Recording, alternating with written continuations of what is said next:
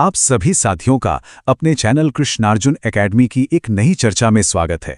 आज हम बात करने वाले हैं हिंदी साहित्य की एक बहुत ही खास जीवनी के बारे में। नाम है आवारा मसीहा और इसके केंद्र में हैं एक ऐसे लेखक शरत चंद्र चट्टोपाध्याय जो खुद किसी पहेली से कम नहीं थे। अब देखिए, नाम सुनकर ही दिमाग में एक सवाल आता है ना, कि कोई एक ही इंसान आवारा, मतलब जिसे कोई दिशा ना पता हो, और मसीहा यानी बचाने वाला, ये दोनों एक साथ कैसे हो सकता है? बस यही सवाल, यही विरोधाभास इस पूरी कहानी की जान है। तो आखिर कौन थे शरत चंद्र चट्टोपाध्याय जिन्हें ये इतना अनोखा नाम मिला? वो एक ऐसे लेखक थे जिनकी अपनी असल जिंदगी उनके लिखे उपन्यासों से भी कहीं ज्यादा नाटकीय और विरोधाभासों से भरी हुई थी। ये जो नाम है ना, आवारा मसीहा, ये असल में शरत चंद्र के स्वभाव का आईना है। एक तरफ वो इंसान जो जिंदगी भर भटकता रहा, बेचैन रहा, एक आवारा, और दूसरी तरफ वही इंसान अपनी कलम से, अपने कामों से समाज के सबसे दबे कुचले लोगों के लिए एक मसीहा बन गया। तो चलिए कहानी की शुरुआत उनके जीवन के उस हिस्से से करते हैं जिसने उन्हें आवारा की पहचान दी। ये उनकी जवानी का दौर था, विद्रोह और बेचैनी से भरा हुआ। शरत चंद्र का जो शुरुआती जीवन था वो गरीबी और एक अजीब सी बेचैनी में गुजरा। इस बेचैनी ने उन्हें कभी एक जगह टिकने ही नहीं दिया। वो अक्सर अपनी ही कल्पना की दुनिया में खोई रहते थे। शायद असल दुनिया की जो मुश्किलें थीं, उनसे बचने का उनका यही एक तरीका था। ये लाइन उनके घर के माहौल को कितनी खूबसूरती से बताती है। उनके पिता मोतीलाल खुद एक सपने देखने वाले इंसान थे, एक रंगीन पतंग की तरह जो दुनियादारी के धागे से कभी बंध ही नहीं पाई। तो जाहिर है इसी माहौल ने शरत चंद्र की सोच को बनाया।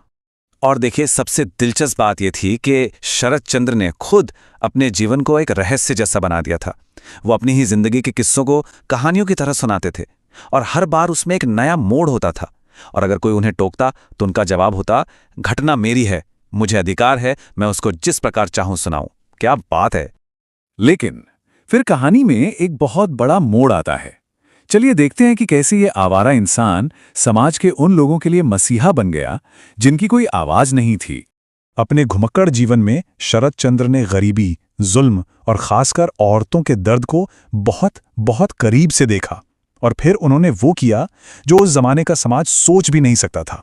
उन्होंने उन लोगों में इंसानियत देखी जिन्हें समाज गिरा हुआ या बदनाम कहता था, और अपनी कलम से उनकी कहानियों को हमेशा के लिए अमर कर दिया। उस दौर के सबसे बड़े साहित्यकार रविंद्रनाथ टैगोर के साथ उनका रिश्ता बड़ा ही मजेदार था। एक तरफ तो शरत चंद्र उन्हें अपना गुरु मानते थे, पर कई बातों पर उनसे तीखी असहमति भी रखते थे। लेकिन इन सब के बावजूद दोनों एक दूसरे की कला का बहुत गहरा सम्मान करते थे। टैगोर ने शरत के उपन्यासों की तारीफ की तो शरत ने उन्हें व्यास के बाद भारत का सबसे बड़ा कवि कह दिया। ये एक लाइन शरत चंद्र की पूरी सोच को सामने रख देती है। सोचिए, उस दौर में जब समाज एक औरत के लिए सतीत्व को ही सबसे बड़ा धर्म मानता था, तब उन्होंने खुलकर कहा कि इंसानियत का धर्म किसी भी सामाजिक नियम से कहीं कहीं ज्यादा बड़ा है। ये आवाज एक आवारा की नहीं हो सकती, ये एक मसीहा की ही आवाज थी। और ये बातें सिर्फ लिखने तक ही नहीं थी। जब प्लेग की महामारी फैली और लोग डर के मारे भाग रहे थे, तब शरत चंद्र वहां रुके, बीमारों की सेवा की और यहां तक कि लावारिस लाशों का अंतिम संस्कार भी किया। इससे बड़ा सबूत और क्या होगा उनके मसीहा होने का। अच्छा, अब जरा बात करते हैं उस लेखक की जिसने शरत चंद्र की इस उलझी हुई जिंदगी को एक किताब में समेटने का बेड़ा उठाया। विष्णु प्रभाकर, जिन्होंने आवारा मसीहा को लिखने में अपनी जिंदगी का एक बहुत बड़ा हिस्सा लगा दिया। 14 साल, जी हां, पूरे 14 साल। जरा सोचिए, एक जीवनी लिखने में किसी ने अपनी जिंदगी के 14 साल दे दिए। ये विष्णु प्रभाकर के जुनून और समर्पण की मिसाल है। और ये कोई आसान काम नहीं था। विष्णु प्रभाकर ने बिहार से लेकर बर्मा तक की यात्राएं की। मतलब वो सचमुच शरत के कदमों के निशान ढूंढ रहे थे। उन्होंने हर उस इंसान से बात की जो शरत को जानता था, चाहे वो उनका दोस्त हो या दुश्मन। उन्होंने अफवाहों और कहानियों के एक बड़े समुंदर में से सच के मोती निकाले और तब जाकर ये महान जीवनी तैयार हुई। और शायद इसी जबरदस्त मेहनत का नतीजा है कि आवारा मसीहा को आज हिंदी साहित्य की 3 सबसे महत्वपूर्ण जीवनियों में गिना जाता है, प्रेमचंद और निराला पर लिखी जीवनियों के साथ। तो आखिर में सवाल ये उठता है कि शरत चंद्र की विरासत क्या है? मतलब आज के दौर में हमें उन्हें क्यों याद करना चाहिए?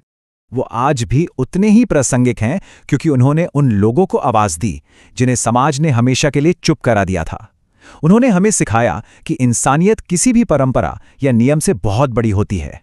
उनका साहित्य औरतों के बारे में समाज की सोच पर एक गहरा सवालिया निशान था और आज भी है। और हाँ, एक लेखक के तौर पर वो ईमानदारी और हिम्मत की एक मिसाल हैं। और आखिर में शरत चंद्र की ये कहानी हमें एक बहुत गहरे सवाल पर लाकर छोड़ देती है।